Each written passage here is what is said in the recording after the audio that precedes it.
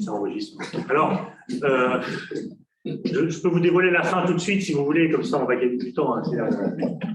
Nous avons une ressource, c'est la foi. C'est ça. Voilà. Bon, on peut faire une pause avant le déjeuner. Alors, voilà.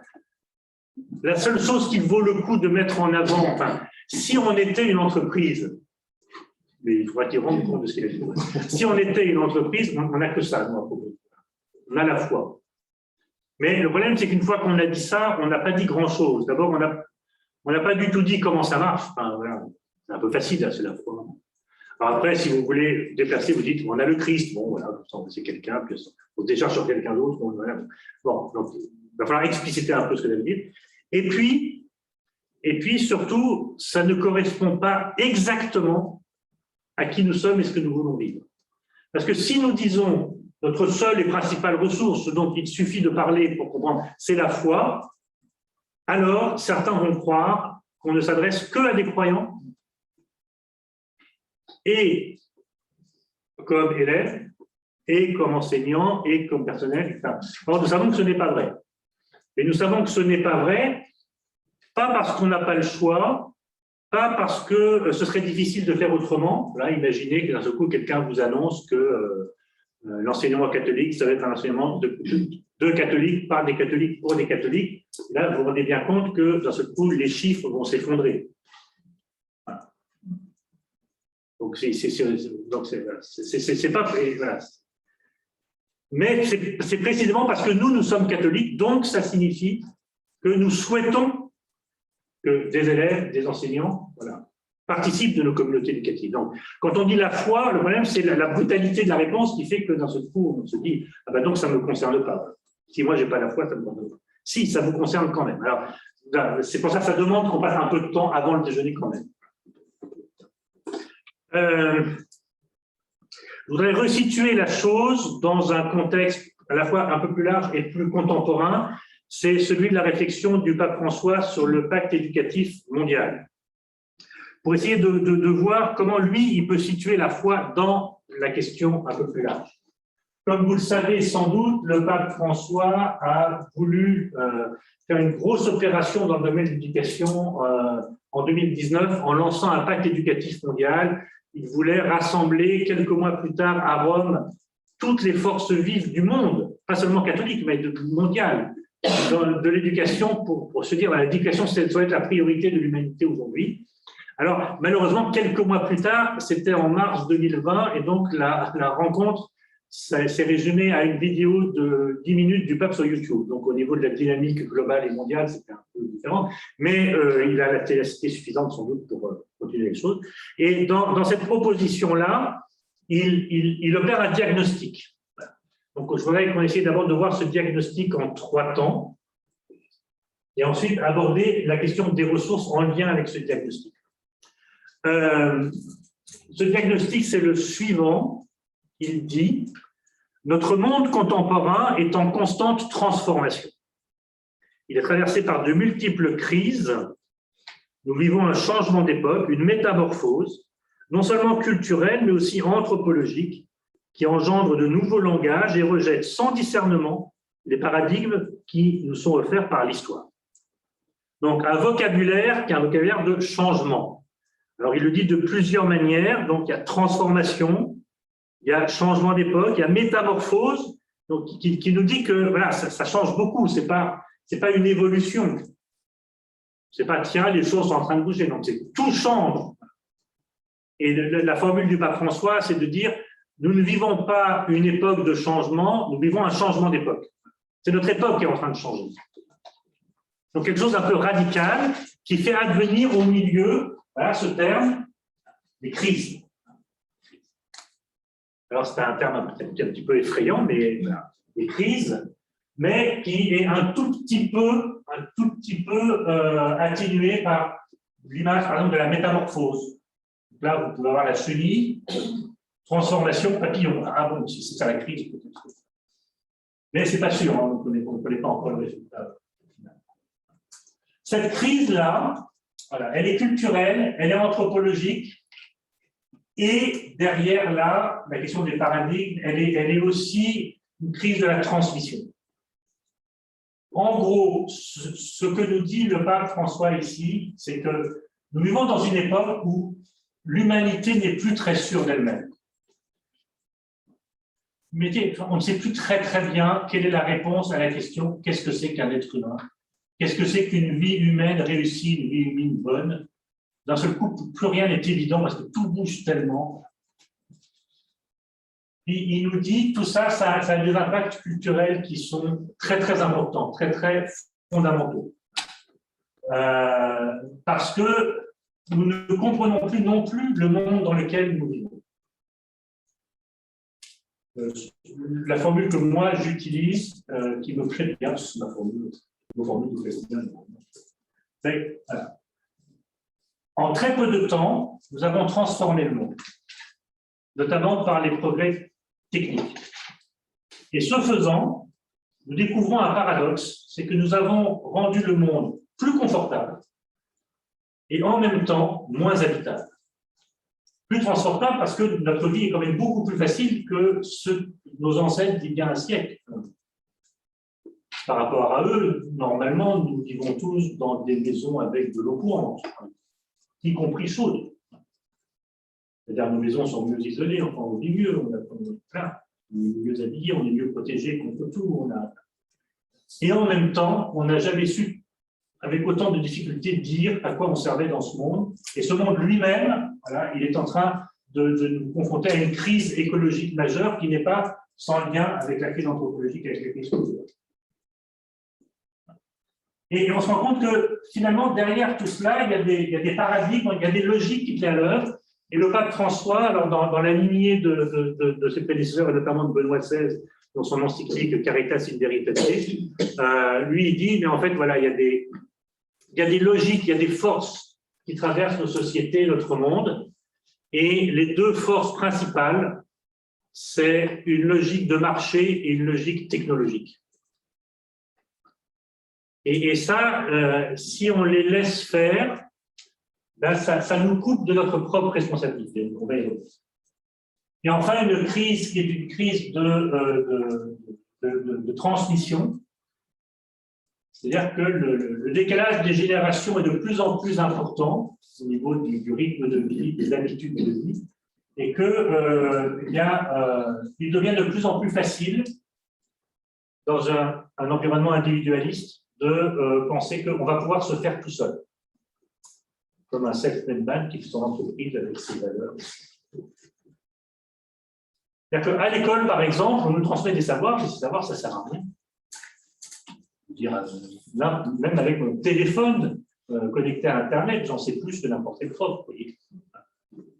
Donc, je n'ai pas besoin des autres pour savoir. Et donc, finalement, je n'ai pas besoin non plus des autres pour grandir. Et l'individualisme a fait qu'on a eu l'impression qu'on n'avait plus besoin de l'expérience humaine fondamentale de ceux qui nous ont précédés pour devenir un être humain. Et tout ça, voilà, ça crée des crises. Alors, crise, c'est pas grave. La crise, c'est qu'il y a quelque chose qui est en train de se transformer. Les équilibres sur lesquels on avait fondé nos sociétés et nos cultures est en train de bouger. Donc, il y a de l'instabilité, mais voilà. Ce n'est pas forcément pour un mal, mais c'est désagréable. Et donc, en période de crise, c'est là que d'un seul coup, il faut se dire de quelles ressources je dispose, pour affronter la crise. Il y a un autre élément du diagnostic,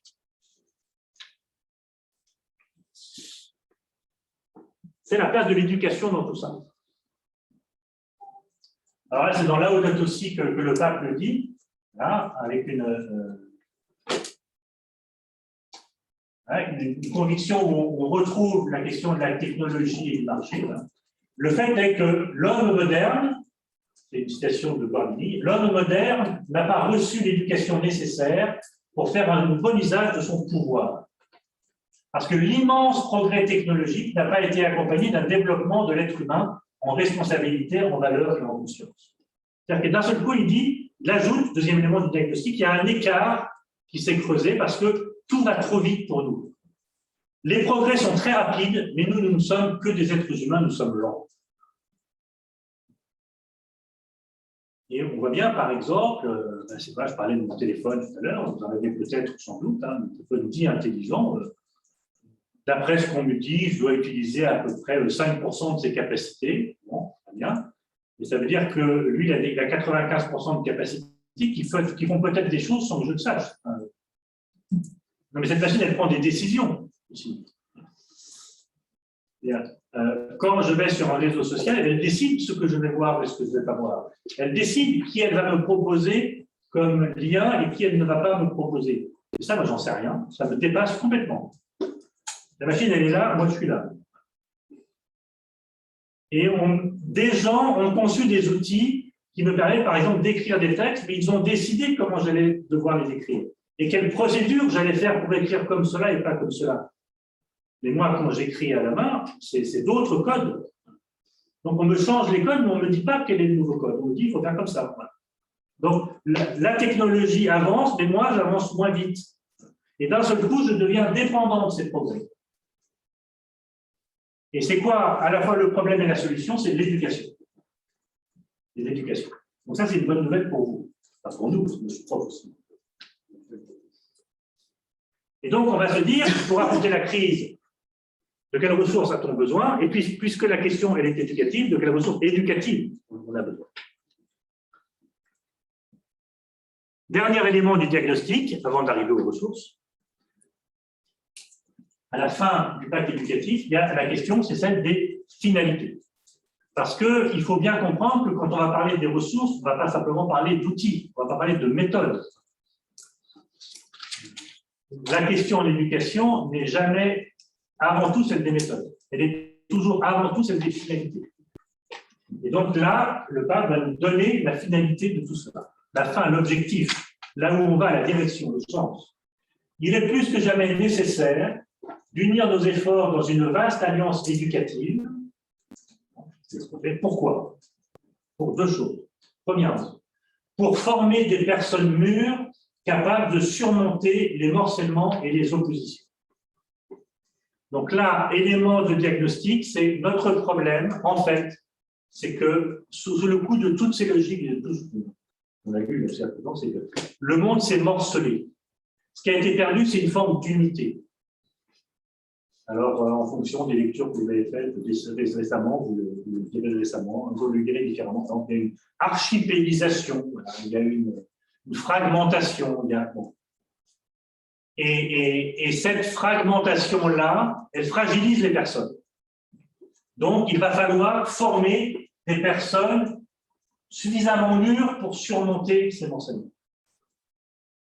Et nous, ce qui nous touche, alors ce qui nous touche aussi, on le sait par cette phrase, mais pas tout mettre dans une phrase, il ne faut pas multiplier les citations, c'est que les premières personnes à être affectées par cette crise anthropologique et culturelle, c'est les plus faibles, c'est les plus pauvres.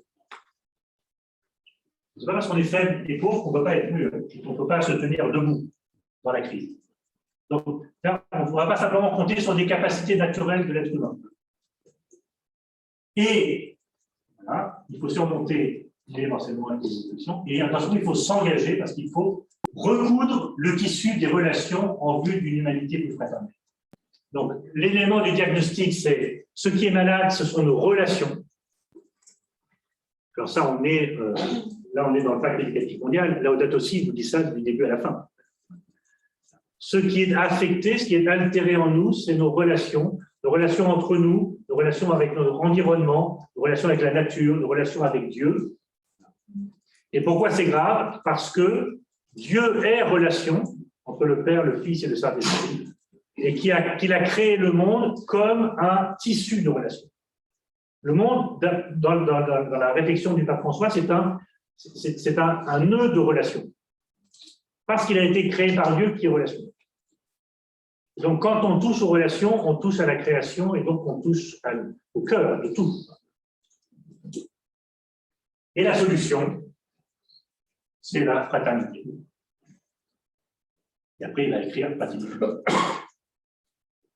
Donc, les ressources qu'on va mettre en œuvre, ce sont des... Enfin, je ne sais pas si on va les mettre en œuvre, mais en tout cas, les ressources dont on dispose, on doit pouvoir envisager que ce sont des ressources qui permettent cela. Rendre les personnes mûres surmonter les morcellements, recoudre le tissu de relation, agir avec les autres de manière fraternelle. C'est ça l'objectif. Alors, quelles sont les ressources dont on peut disposer? Les ressources, enfin, c'est pas tout à fait. Les ressources dont on dispose. Les ressources, c'est sur quoi on va pouvoir s'appuyer, dans quoi on va pouvoir aller piocher, qu'est-ce qui va nous restaurer, qu'est-ce qui va donner de l'énergie, voilà. C'est ça que j'ai dit ressources dans la tête. Alors, moi, je vais vous dire, ce sont principalement des ressources anthropologiques. Mais vous voyez, j'ai eu l'honnêteté de vous dire que moi, j'enseignais l'anthropologie, donc vous voyez bien comment je suis en train de tirer la couverture à moi, mais c'est vrai quand même. C'est vrai quand même. D'une part, parce que la crise, elle est pour une part anthropologique, et d'autre part, parce qu'on parle d'éducation. Et qu'au cœur de l'éducation, il y a la question de ce que c'est que l'existence humaine. Alors, les ressources anthropologiques, ça veut dire qu'on peut croire, c'est ça l'acte de foi qu'on doit poser comme éducateur chrétien, croire que l'expérience chrétienne, elle nous dit quelque chose de l'existence humaine. Mais ce n'est pas simplement de se dire « Ah, ben oui, vous êtes malheureux, le monde est devenu instable, vous n'avez plus, les gens sont de plus en plus pauvres, devenez chrétien, vous serez heureux. » Non, ce n'est pas ça. Parce que nous, on sait bien que ça nous rend heureux, mais pas que heureux quand même. Ça n'empêche pas les combats, ça n'empêche pas que les tuiles nous tombent sur la tête. Mais en revanche, ça consiste à dire « Nous, chrétiens, nous avons fait une expérience de foi. » Et cette expérience de foi, elle nous dit quelque chose de ce que c'est que l'humanité, et ça, on peut le mettre à la disposition des autres. Ce que notre acte de foi nous révèle de notre humanité, ça, on peut le mettre à la disposition pour faire grandir les autres, pour contribuer à leur croissance, parce que puis ça nous fera grandir aussi. Puis, voilà, c'est ça qu'on va chercher ensemble. Alors, le motif que c'est aussi parce qu'on parle d'éducation, c'est ce que nous enseigne le Concile Vatican II dans son dans sa déclaration sur l'éducation chrétienne, Verdissimo Educationis, quand il nous dit quelle est la finalité de l'éducation. Il nous dit le but que poursuit la véritable éducation est de former la personne humaine. Donc le pivot, le cœur, c'est un terme, c'est un concept, le concept de personne. Il ne dit pas le sujet humain, il ne dit pas l'homme, il ne dit pas l'humanité. Il ne dit pas les individus, il dit la personne. Donc, il y a un premier pivot là. Derrière la notion de personne, il doit y avoir des ressources. Et cette personne, il va falloir la former d'une part dans la perspective de sa fin la plus haute, dans sa croissance, dans son accomplissement, dans la manière de se réaliser. Donc, on a peut-être des ressources aussi qui sont des ressources pour la croissance des personnes. Et du bien des groupes dont l'homme est membre, au service desquels s'exerce son activité d'adulte, c'est la question du bien commun. On a peut-être aussi des ressources, alors ça j'en parlerai moins, mais vous le trouvez par exemple dans la doctrine sociale de l'Église, sur la manière dont les êtres humains entre eux peuvent s'organiser de telle sorte que le monde soit moins morcelé, plus fraternel, moins violent, plus paisible, moins injuste, plus juste, pour reprendre les binômes, les marottes cathos qui circulent, un monde de justice et de paix, un truc qui ressemblerait au royaume de Dieu, tout à fait symbolique. Ce que je vous rappelle, le royaume de Dieu n'est pas une affaire de nourriture ou de boisson, le royaume de Dieu est justice, paix et joie dans l'Esprit Saint. Voilà, c'est ça qu'on dit. Alors est-ce que pour le monde, on a des ressources qu'on peut mettre à disposition, mais encore une fois, qui n'oblige pas nécessairement le monde à devenir chrétien. C'est-à-dire qu'on ne mérite pas ces ressources parce qu'on a accepté d'adhérer au groupe. Mais nous, parce que nous sommes chrétiens, nous avons le devoir de rendre ces ressources disponibles. C'est ça. Le but de la véritable éducation n'est pas que la personne devienne chrétienne.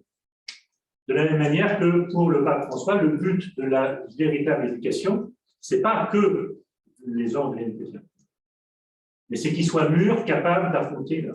Et nous pensons qu'il y a quelque chose dans la tradition chrétienne qui permet cette maturité-là qui permet de surmonter les morcellements et qui est radicalement fraternelle. Alors, pour moi, ces ressources sont avant tout donc anthropologiques. Alors, je voudrais le voir de trois manières maintenant avec vous. D'abord, la question de la personne. On va parler de la personne, on va parler de la force de l'anthropologie, donc on va voir de comment ça marche concrètement. Derrière, voilà, j'arrête les digressions. La notion de personne, il faut bien comprendre que c'est une notion qui est typiquement chrétienne. Dès que vous dites personne, vous rentrez dans le registre chrétien. Dès que vous dites personne, vous faites de la théologie. Vous devenez à votre tour théologien. Bienvenue au club. Évidemment, le terme de personne a précédé la foi chrétienne. Mais tout a précédé la foi chrétienne. Le terme de se relever a précédé la foi chrétienne. Et pourtant, la résurrection, les chrétiens en ont fait le cœur de leur foi. Donc la personne a précédé la foi chrétienne, comme vous le savez si vous avez fait des lettres classiques ou du théâtre. Dans le monde grec, par exemple, prosopone, personne, c'est le masque que portaient les acteurs dans la tragédie classique. C'est une manière de se tenir face à l'autre en société. Si vous avez fait du latin, vous savez que persona, chez les latins, ça a une dimension, c'est le latin classique, ça a une dimension juridique. C'est le sujet qui est capable il y a des droits et des devoirs. Donc tout ça, ça existait, voilà, prosopone et persona. Mais les chrétiens, eux, ils avaient un problème. C'est que, à cause de la radicale nouveauté de Jésus-Christ, ils étaient devenus incapables de dire qui est Dieu. Et donc, dès le IIe siècle, dès la mort du dernier apôtre, ils ont cherché un vocabulaire pour dire Dieu. Et ils l'ont cherché dans le monde sémite, dans le monde grec, dans le monde latin, dans les cultures dans lesquelles ils se trouvaient. Et d'un seul coup, ils se sont accrochés sur un mot, personne. Ils ont utilisé ce mot pour dire qui est Dieu. Enfin, qui est Dieu? Dieu est Dieu, d'accord. Mais à cause de Jésus, on découvre que Dieu, il est Père, Fils et Esprit. Et qu'il est un seul Dieu. Mais c'est trois, comme vous savez, enfin une catéchèse sur la Trinité. Mais c'est trois quoi? Trois quoi? Il y a un enjeu quand même à qualifier ce que c'est. Un Père, un Fils, un Esprit qui a un seul Dieu. C'est trois quoi? Alors il y a des tentatives qui ont été rejetées. Ce n'est pas trois modalités d'être le même Dieu. Ce n'est pas trois moments historiques. Donc il y aurait le Dieu Père, c'est le Dieu de l'Ancien Testament, Jésus-Christ, le Dieu du Nouveau Testament, et puis l'Esprit, le Dieu de l'Église depuis l'Ascension. Non, ça voilà. Et donc, on a rejeté plein de trucs et d'un seul coup, on s'arrête à personne. C'est trois personnes. Oui, d'un seul coup, ça devient une valeur théologique très, très forte. Et puis, ce nom de personne-là, il va être utilisé ensuite pour dire qui est Jésus. On a un autre problème, c'est que Jésus, il est pleinement homme, il est pleinement Dieu, mais il est un seul. On ne peut pas dire un seul homme, parce que sinon, on gomme le fait qu'il soit Dieu. Alors, c'est un quoi? C'est une personne. Jésus-Christ, c'est vrai Dieu, vrai homme dans une seule personne. Deux natures, une personne. Dans la Trinité, c'est une nature, trois personnes. Chez Jésus, deux natures, une personne. Mais à chaque fois, il n'y a personne. Et puis, comme Jésus est un homme et que c'est une personne, on va se dire, mais est-ce que tous les hommes sont des personnes? Jésus, c'est une personne qui est à la fois homme et Dieu. Mais est-ce qu'un homme, c'est une personne? Et donc, en anthropologie, on va utiliser aussi le terme de personne. Alors, bon, en dehors du fait que, bon, ça peut être sympa de savoir qu'il y a des racines, très bien, il y a un lien entre tout ça, mais qu'est-ce que ça veut dire? Qu'est-ce que ça veut dire? Alors, la première chose qui est importante, c'est que cette notion de personne va être associée en permanence à une autre notion. C'est celle de relation. Alors là, d'un seul coup, ça nous intéresse. Parce que justement, notre problème, c'était la relation. Saint Augustin va faire des essais dans ce sens. Il va être contredit à un certain moment de l'histoire. Et saint Thomas d'Aquin va, lui, se saisir, donc un dominicain, va se saisir de la question et va aboutir à une définition fulgurante de la personne, il va dire la personne, c'est une relation subsistante. C'est dans la somme théologique, je vous ai mis la référence. La personne, c'est une relation subsistante. Alors, relation, on voit bien à peu près. Subsistante, là, c'est un faux ami en français. Là, c'est du vocabulaire philosophique, c'est de la métaphysique. La substance de la personne, c'est d'être relation. Ce n'est pas une relation qui reste, qui subsiste quand tout le reste a été épuisé. Sa substance de la personne, c'est d'être relation. Ça dit Dieu. C'est un seul Dieu qui est en relation à l'intérieur de lui-même, une relation de paternité, une relation de filiation, une relation d'inspiration. Et la relation au sein de Jésus entre Dieu et l'homme. Et ça, c'est important de le dire en termes de sa nature, c'est la relation. Parce que ça interdit, cet exercice qui en plus est impossible, donc c'est bien qu'il soit interdit, c'est d'essayer de dire chez Jésus, qu'est-ce qui est de Dieu, qu'est-ce qui est de l'homme. Ça, on ne peut pas prendre un scalpel et puis couper Jésus en deux, une partie homme, une partie Dieu. Non, il est une seule personne. Et quand il pleure, ce n'est pas parce que c'est un homme, c'est Dieu qui pleure. Et quand il ressuscite, ce n'est pas parce qu'il est Dieu.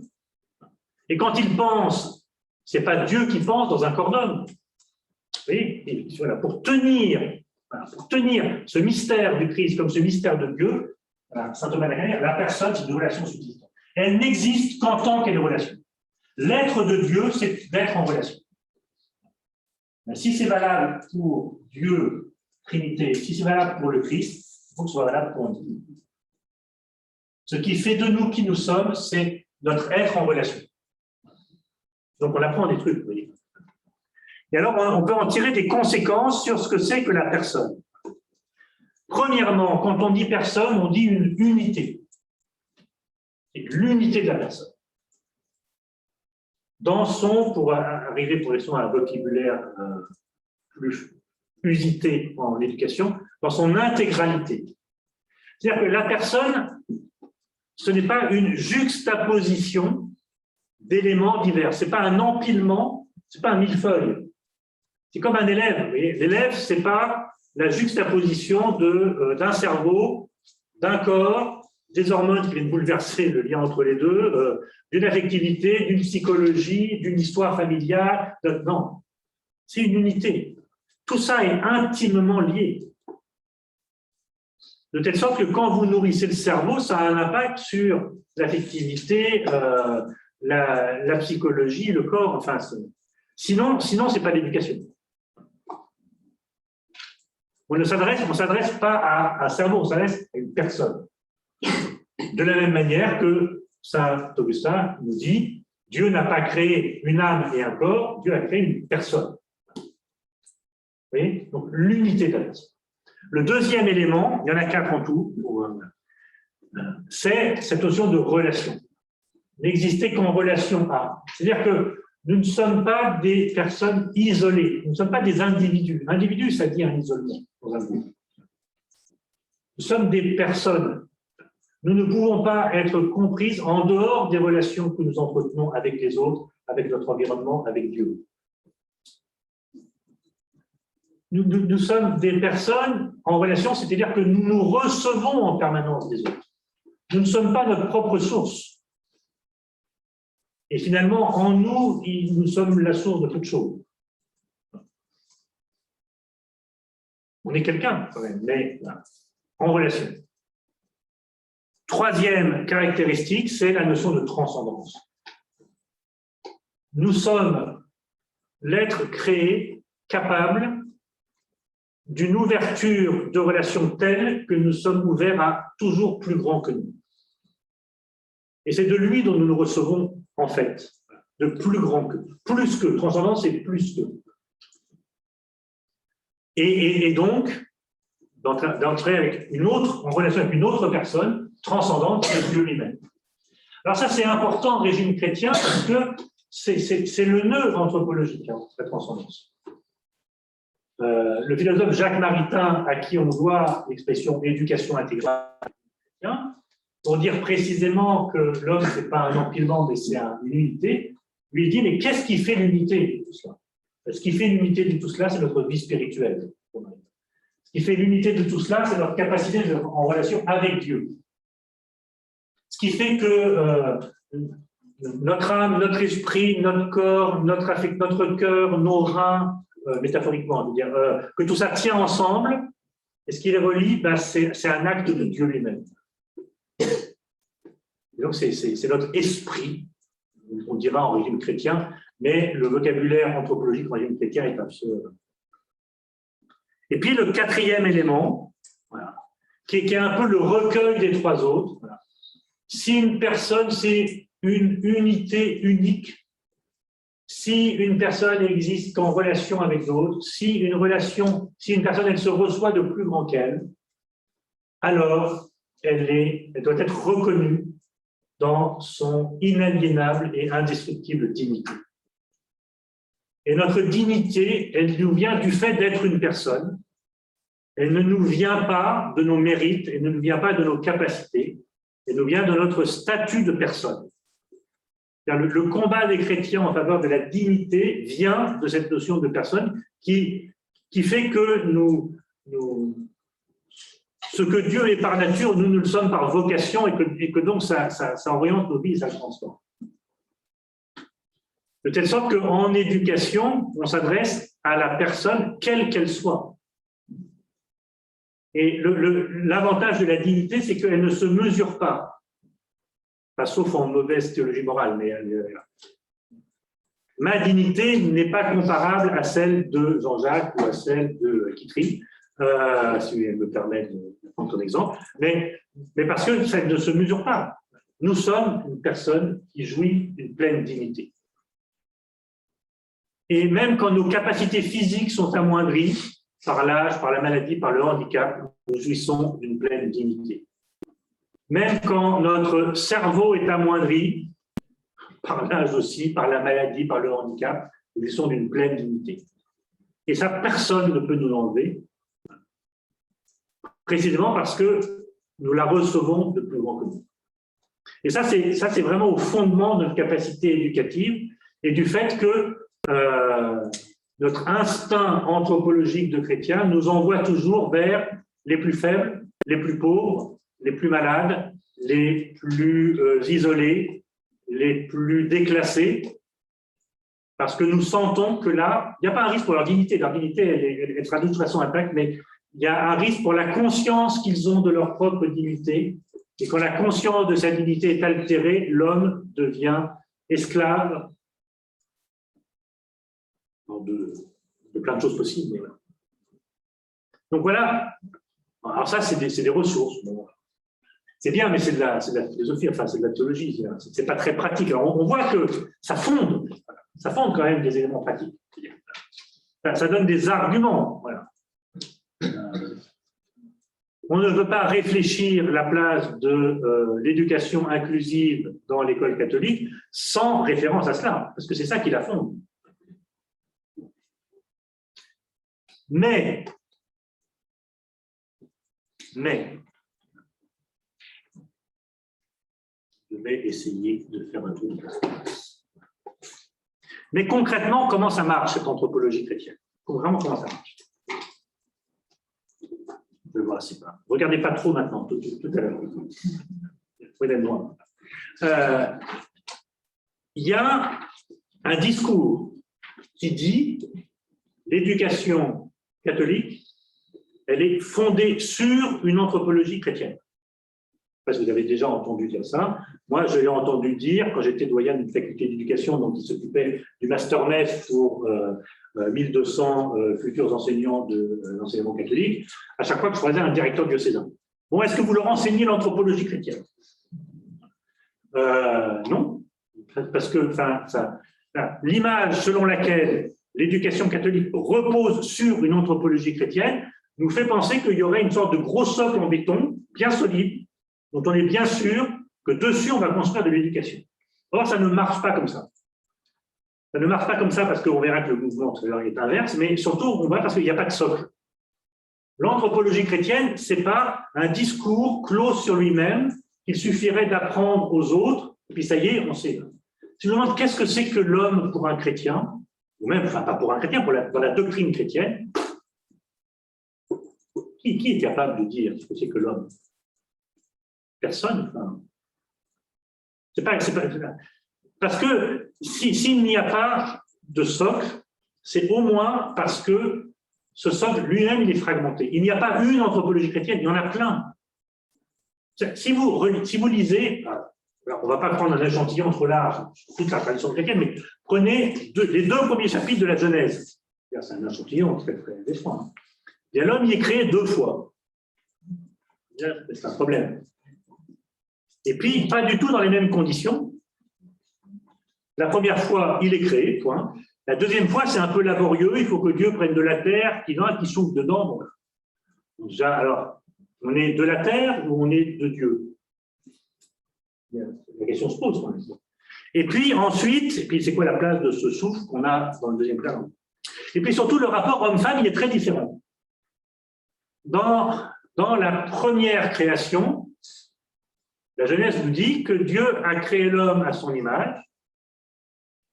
À son image et à sa ressemblance, il le créa. Homme et femme, il les créa. Donc il y a un jeu subtil entre le singulier et le pluriel, le masculin et le féminin. Mais en tout cas, quand Dieu crée l'humanité, il la crée homme et femme, mâle et femelle.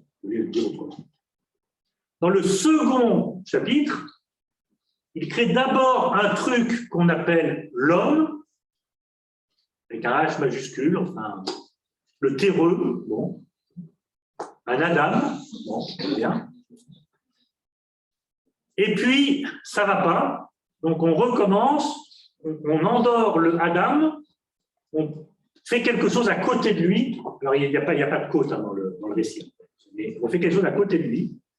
Et puis, quand il se réveille, ils sont 2, il y a un homme et une femme. Mais tout de suite, l'homme se comporte mal avec la femme, immédiatement. Il se met à parler et il dit, ah vraiment, celle-ci, c'est l'os de mes os et la chair de ma chair. Donc, il ne lui parle pas, il dit elle, il dit celle-ci. C'est une prise en compte. Et puis, il se l'accapare, c'est mes os, ma chair. Bon, alors, c'est sur quel récit on va fonder une anthropologie chrétienne? On ne peut pas choisir, hein, je suis désolé, mais on a le choix, c'est la même Bible.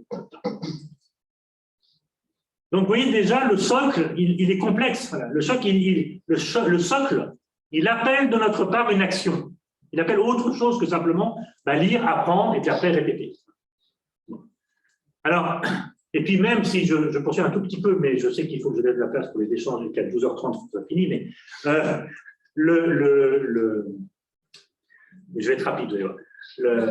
Cet Adam qui devient Adam, monsieur Adam, l'homme, mâle, monsieur, point, binaire, donc monsieur Adam, lui, il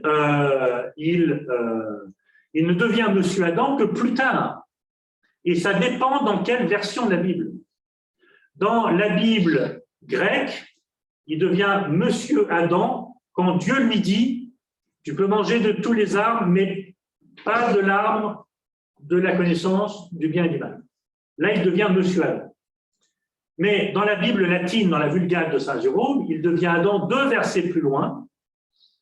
Et dans la version hébraïque, qui a été établie par les massorètes juifs au XIIIe siècle, il devient Adam 2 chapitres plus loin quand il se met à louer Dieu. Oui, mais ce n'est pas les mêmes anthropologies. Et vous pouvez faire l'exercice, vous avez plusieurs Bibles chez vous, la Bible de Jérusalem, la Tob, la Bible seconde, eh bien, l'homme ne devient pas Adam au même moment. Alors, c'est quoi le problème? Le problème, ce n'est pas un problème. Le problème, c'est que Dieu a décidé d'être à l'aise avec toutes les langues et toutes les cultures du monde. Et que donc, l'anthropologie chrétienne, c'est une interpellation de l'humanité, mais qui doit se dire dans toutes les langues. Et en fonction des langues, elle n'a pas tout à fait la même force. C'est ça, le principe. En fonction des langues et des cultures, on ne devient pas un homme au même moment. Certains deviennent un homme quand ils reçoivent la loi, les Grecs. D'autres deviennent un homme quand ils... Ah oui, j'ai oublié de vous dire quoi. Quand ils nomment les animaux, quand ils donnent un nom aux animaux. Donc, quand il devient un scientifique chez les Latins, et l'homme devient un homme quand il loue Dieu chez les Hébreux. Oui, mais ce n'est pas tout à fait la même anthropologie. Donc, déjà, on va avoir un problème. En quoi ça peut être des ressources? Alors, si c'est un vaste ensemble dont on ne sait pas quoi faire. Ben, c'est des ressources précisément parce que nous, on ne sait pas comment faire, mais elles font quelque chose. Et donc, ce qu'il faut réfléchir, c'est la forme de cette anthropologie. La forme de l'anthropologie chrétienne, ce n'est pas une doctrine, ce n'est pas un discours. La forme de l'anthropologie chrétienne, c'est un récit qui engage des pratiques. Un récit qui engage des pratiques. Un récit. Ce récit, comme j'ai essayé de le dire de manière savante ici, c'est en fait un tissage narratif qui est porteur d'options anthropologiques, que la notion de personne va permettre de justifier à chaque fois. Un tissage narratif, c'est-à-dire qu'il y a plusieurs récits qui se mettent à parler ensemble, qui s'enrichissent les uns les autres. Historiquement, ce n'est pas forcément logiquement ou spirituellement, mais historiquement, et donc le plus simple à comprendre, c'est que le premier récit, c'est le récit de la personne. Si vous voulez savoir qui est quelqu'un et que vous lui demandez, vous savez bien que si elle vous a donné son nom, son prénom, sa date de naissance, sa profession et son numéro de sécurité sociale, vous ne savez pas grand-chose d'elle.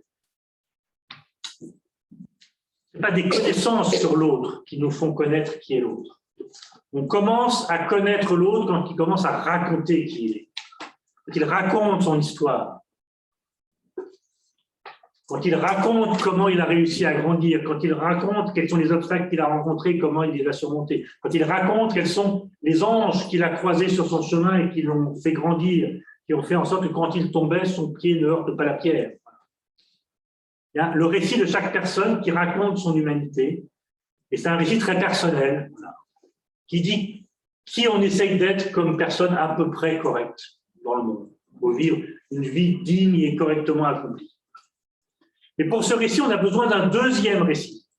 C'est celui de la culture dans laquelle je grandis. Parce que c'est cette culture qui va me donner des mots, une manière de penser, une manière d'habiter le monde qui va enrichir la mienne et que moi, je vais enrichir en retour. J'ai besoin des mots de la culture pour me dire. Et puis, il y a le troisième récit, c'est... Alors, pour faire simple, on pourrait dire le récit biblique, mais en fait, ce n'est pas vrai, c'est le récit croyant. C'est le récit que la communauté des croyants ne cesse de faire dans l'histoire, qui s'est concrétisé dans la Bible, et qu'on continue de faire quand on raconte comment Dieu nous fait vivre. Alors, le récit biblique est normatif pour ça, mais ça n'empêche pas que le récit croyant est plus large que le récit biblique. Et ce récit croyant, puisqu'il est toujours déjà en dialogue avec les cultures, comme on l'a vu rapidement avec la Genèse tout à l'heure, eh bien, il vient s'insérer assez naturellement dans les deux autres récits, le mien, celui de ma culture. Et puis, il vient le questionner, l'interpeller. Hein, toi, tu dis ça, dans ta culture, on dit ça, donc tu as un peu de décalage. Et puis, alors nous, les croyants, on dit ça. Donc, ce n'est pas un bloc monolithique, au contraire, c'est une instance critique, c'est-à-dire que je n'ai pas écrit là, mais c'est des questions permanentes, c'est au contraire de donner du champ et du jeu, du jeu JEU, pour qu'on puisse fonctionner. Donc ça, c'est sa première forme, en tout cas, c'est des récits. Des récits de l'expérience des croyants qui s'allient à la manière dont l'expérience humaine se vit et qui essayent de se dire au plus près de la réalité de chacun. C'est ça. Et, voilà. Et puis ce récit-là, voilà, il engage des pratiques. Pierre opère ce travail critique. Alors, ça, c'est très simple, vous allez voir. Ces pratiques, moi, j'en ai repéré 4. Une première, c'est une pratique de discernement. Une fois qu'on est porté par ce récit, par ces récits, par ce tissage narratif, alors on devient capable de repérer dans le monde, dans la vie, dans les cultures, ce qui fait grandir la personne humaine ou au contraire, ce qui la rapetisse, la dilie et la défigure. Ces récits-là, ils nous donnent une sagesse pratique qui fait qu'on reconnaît quand on va à l'encontre de l'humanité ou au contraire, quand on est en train de la conduire vers sa fin la plus haute.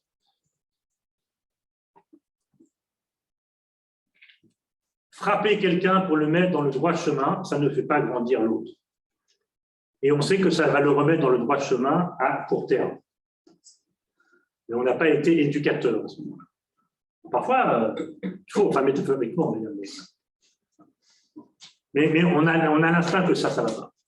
Si on voit une personne humaine en train d'en frapper violemment une autre avec une batte de baseball, on sent bien que là, il y a quelque chose de l'humanité qui est en train de se jouer, qui n'est pas juste.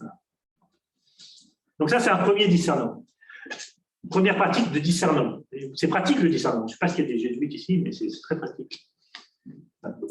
Deuxième pratique, c'est l'interpellation. C'est qu'une fois qu'on a discerné cela, on peut prendre position et dire non, ça ne va pas. Ça, ce n'est pas bon pour l'homme. Ou au contraire, ça fait grandir l'humanité, donc il faut le favoriser. Il y a une impression un peu prophétique. On se lève et puis on prend la parole. Il ne faut pas oublier ce qui est spécifiquement chrétien dans tout ça. Là, c'est parce qu'un syndicaliste, après, peut discerner et interpeller. Mais c'est que derrière tout ça, il y a une injonction. On ne le fait pas, contrairement à ce qu'essaye de vous faire croire Jean-Jacques Hersault avec son schéma pervers du début. On ne le fait pas à partir de nos valeurs, on le fait à partir d'une injonction. Notre boussole, elle nous est donnée d'ailleurs de quelqu'un qui nous dit « tu aimeras ton prochain comme toi-même », qui nous dit « les derniers seront les premiers ». Ce n'est pas nous qui avons décidé que ce serait comme ça, c'est lui qui nous l'a dit. Et ça nous aide à notre discernement et ça nous aide à notre interpellation. Mais c'est un élément voilà, qui accompagne notre pratique quotidienne. Et puis, le quatrième élément, c'est un engagement.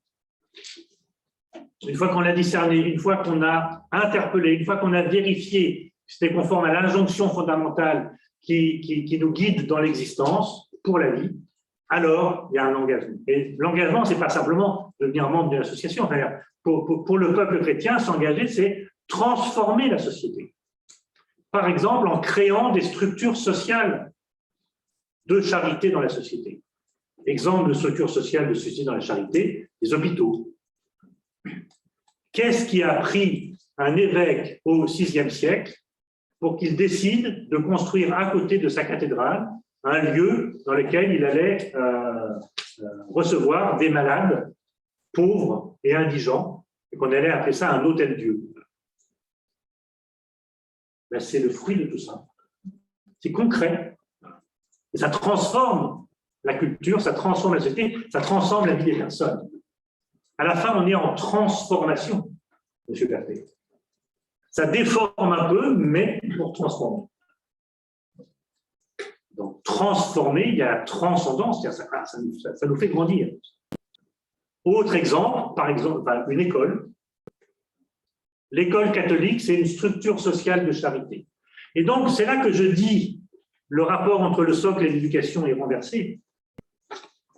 Vos écoles catholiques, c'est ça l'anthropologie chrétienne. Si quelqu'un vous demande ce que c'est que l'anthropologie chrétienne, montrez-leur ce que c'est qu'une école. Et là, ils verront l'anthropologie chrétienne. Alors, c'est important dans l'enseignement catholique parce que ça veut dire qu'on n'a pas besoin d'adhérer au discours.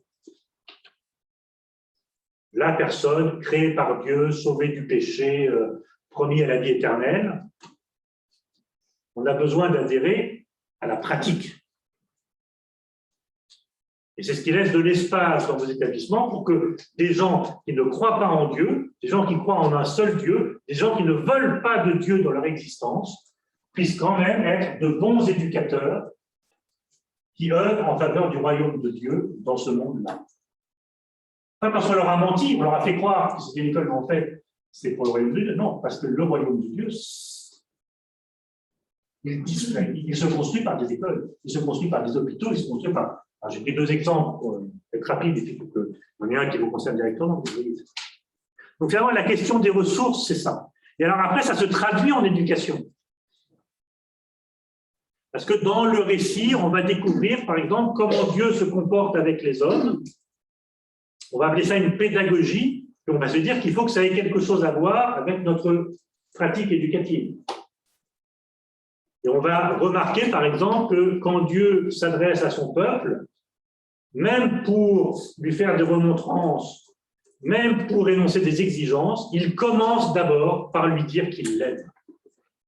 Il commence d'abord par lui dire c'est moi, ton Dieu, qui t'ai fait sortir du pays d'Égypte. C'est moi, ton Dieu, qui ai fait alliance avec toi. Tu n'auras pas d'autre Dieu que moi. Mais ce n'est pas le bâton après la carotte, c'est la logique d'alliance. Et quand Jésus rencontre un pécheur, il ne commence pas par lui dire « Ouh là là !» Non, il commence par rentrer en relation avec cette personne. Et c'est au cœur de cette relation qu'il va accomplir quelque chose de la loi, par exemple avec la femme adultère, et à la fin lui dire « Ne pêche plus ». Et il ne commence pas par là. Donc il y a une pédagogie divine et forcément elle aura des répercussions sur. D'un seul coup, ça va être très très pratique au quotidien. Bon, après, il n'appartient pas aux théologiens de vous dire ce qui doit se passer dans l'établissement, mais vous voyez le. Et c'est ça les ressources du christianisme. Alors, je voudrais, pour conclure, avant qu'on ait un petit temps d'échange quand même, vous donner une illustration de cela. Il y a un sociologue des religions américain qui s'appelle Rodney Stark, qui a fait une petite enquête pour savoir, mais pourquoi est-ce que l'Empire romain est devenu chrétien? Pourquoi ça a marché, la religion chrétienne dans l'Empire? Après, on sait, une fois que l'empereur est devenu chrétien et que tout l'Empire devient chrétien avec Théodose et que, comme tout le monde est chrétien, voilà, après ça marche, après ça roule. Mais pourquoi ils sont devenus chrétiens? Alors, il repère que pour qu'une religion marche dans l'Empire, il faut qu'elle ait deux caractéristiques. La première, c'est que sa doctrine soit très simple. Alors déjà, on a une forme de handicap. Je ne sais pas si vous avez déjà essayé d'expliquer la Trinité à quelqu'un, mais on va se dire, la doctrine simple du christianisme, c'est pas. On ne dispose pas d'une doctrine simple. Et il est clair que jamais personne, sauf les questions, vous me direz, mais je suis prêt à la contradiction, mais jamais personne n'a été converti parce qu'on lui avait correctement expliqué la Trinité. C'est pas ça. C'est pas ça qui a déclenché notre acte de foi. Donc, doctrine simple, déjà. Et deux, c'est mieux si leurs adeptes font des miracles. Pour nous, côté miracle, bon, on a des réussites quand même, bon, c'est pas mal, mais c'est pas notre quotidien non plus. Donc, a priori, on avait plutôt un handicap de départ dans la course. Et pourtant, il montre que le nombre de chrétiens a augmenté beaucoup plus rapidement que le nombre des personnes des autres religions qui naissaient dans le bassin méditerranéen à l'époque. C'était une sorte de bouillon de culture religieuse. Donc, des prophètes qui se levaient tous les matins. Mais il y en a une qui a marché plus que les autres, c'est les chrétiens. Alors après, en apologétique, on a dit c'est bien la preuve qu'on est la vraie religion. Mais en fait, voilà, c'est la preuve de quoi? Comment ça marche? Et alors, il s'est questionné parce qu'il dit ça n'aurait pas dû marcher. Alors, on peut en faire une théologie de la grâce, de la puissance de Dieu, tout ce que vous voulez, mais concrètement. Mais il a remarqué qu'en fait, ce qui a été déterminant, c'est que les chrétiens ne se comportaient pas comme les autres dans la société. Et prends 4 exemples, vis-à-vis des malades, vis-à-vis des esclaves, vis-à-vis des femmes et vis-à-vis des migrants, les chrétiens se comportaient différemment. Par exemple, vis-à-vis des malades, je ne vais pas prendre l'exemple des femmes parce que l'équilibre n'est pas sûr dans cette pièce-là, mais vis-à-vis des malades, par exemple, le réflexe premier d'un type normal dans l'Empire romain, quand quelqu'un tombe malade, c'est de prendre le malade et de le jeter par-dessus les murs de la ville. Parce qu'ils ne connaissaient pas trop les microbes, tout ça, mais ils savaient bien que si on restait trop près du malade, on risquait d'être malade en retour. Et voilà. Premier réflexe, on éloigne le malade. Ou, si vous êtes très riche, par exemple, si vous êtes un prêtre d'une religion païenne officielle, c'est vous qui partez loin de la ville. Tout le monde est entassé les uns sur les autres. Donc, vous avez une villa à la campagne, vous allez dans la villa, puis quand l'épidémie est finie, vous revenez. Sauf que, voilà, il y a une insatisfaction profonde qui est liée à cela, c'est que vous êtes incapable d'expliquer la maladie. Qu'est-ce qui se passe? Alors, après, il y a toujours le même discours, les dieux sont en colère. Les dieux sont en colère, ils nous envoient ça. Vous faites des sacrifices, donnez de l'argent au clergé, et puis ça ira mieux. Vous pouvez être prêtre d'une religion païenne et escroc, c'est possible. Les chrétiens, eux, ont fait radicalement le contraire de tout. D'abord, ils ont soigné les malades. Et ensuite, ils ont donné un discours. Leur doctrine est compliquée, mais leur discours est simple. La mort n'est pas la victoire. La mort n'est pas le dernier mot.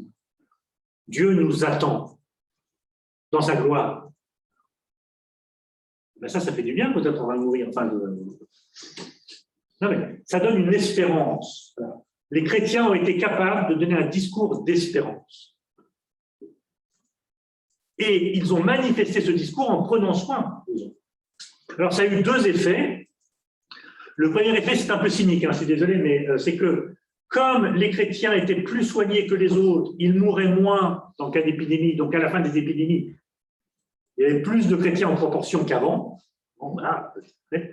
Mais ce qui est vraiment étonnant, ce qui est vraiment décisif, c'est que les chrétiens ne soignaient pas que les chrétiens. Si vous étiez païen et que votre voisin était chrétien, il vous soignait aussi. Et là, qu'est-ce qui se passe à ce moment-là? La doctrine de la Trinité devient compréhensible. D'un seul coup, il devient compréhensible le discours sur lequel Dieu est amour et qu'il est une relation d'amour entre le Père, le Fils et l'Esprit. La preuve, c'est que vous m'avez aimé pour ce que j'étais, même si je n'étais pas chrétien, même si j'étais un voisin insupportable, même si j'ai porté plainte 10 fois contre vous pour nuisance sonore, vous m'avez soigné. Oui? Mais ils ont fait la même chose avec les femmes, avec les esclaves, avec les migrants. Et d'un seul coup, tout le monde a découvert ce que c'était que cette espérance chrétienne en acte. Là. Donc, ces ressources anthropologiques, ce sont des ressources d'action. Ce sont des actions éducatives, ce sont des actions humaines, de telle sorte que, finalement, quand on vous demande « ça veut dire quoi être une école catholique ?», vous devriez presque être en mesure de le dire en montrant comment vit l'école. Comment sont prises les décisions? Comment est respectée la diversité des engagements religieux? Comment il est pris soin des plus faibles, des derniers, des cancres, des plus pauvres, des plus malades? Comment, voilà. Et là, vous montrez ce que c'est qu'une école catholique. Ça ne veut pas dire que vous serez mieux que les autres. On fait de très très belles choses dans des écoles qui ne sont pas catholiques. Ça, évidemment, il ne faut pas simplement être catholique pour éduquer, pour soigner, etc. Mais culturellement, c'est quand même la contribution des chrétiens à nos sociétés occidentales. Alors après, il reste un dernier point, juste pour que vous ne posiez pas trop de questions. Il reste un dernier point, c'est-à-dire que c'est est-ce qu'on doit être jaloux de l'État parce qu'il fait la même chose que nous? Nous, on a inventé des hôpitaux, il a fait des hôpitaux. Nous, on invente des écoles, il fait des écoles. Il nous pique toutes nos idées. C'est le fils aîné dans une parabole. Mais non, c'est bien, on a transformé le monde. Mais les défis ne sont pas terminés. Le discernement, il doit continuer de se faire pour savoir aujourd'hui, où est-ce que l'humanité a besoin d'une parole d'espérance. Alors, en règle générale, je pense qu'en ce moment, en France, par exemple, c'est plutôt du côté de Calais. Ça, mais on peut se poser la question, dans nos écoles aujourd'hui, pour continuer à être des écoles vraiment catholiques, où est-ce qu'on a besoin d'apporter une parole d'espérance qui va nous faire inventer des pratiques éducatives nouvelles? J'ai une mauvaise nouvelle pour les gens de l'URSSEC. C'est qu'il y a un article d'un historien de l'éducation qui s'appelle Bruno Pousset, qui s'est demandé mais pourquoi est-ce que toutes ces congrégations religieuses qui avaient éclos au XIXe siècle, elles sont en train de disparaître. Et sa seule conclusion, c'est parce qu'elles ont arrêté d'être innovantes pédagogiquement. Elles ont arrêté de faire des écoles. Elles ont géré ce qu'elles avaient reçu, un peu à la clarté. Je reçois, je rends pas mauvais intendant. Vous êtes. C'est ça, voilà. Ben nous, nos ressources, cette ressource, c'est la foi en acte. Parce qu'il y a dans la foi chrétienne une connexion très intime entre l'engagement personnel, la grâce divine et la vie sociale de ceux qui posent cet acte de foi. Il ne pourra jamais simplement s'agir de se proclamer catholique, mais il s'agira de l'être. Et ça, ce sont des ressources qui s'appellent l'anthropologie chrétienne. Ça va comme ça? Je peux arrêter l'enregistrement. Comme ça, maintenant, tu le repasses.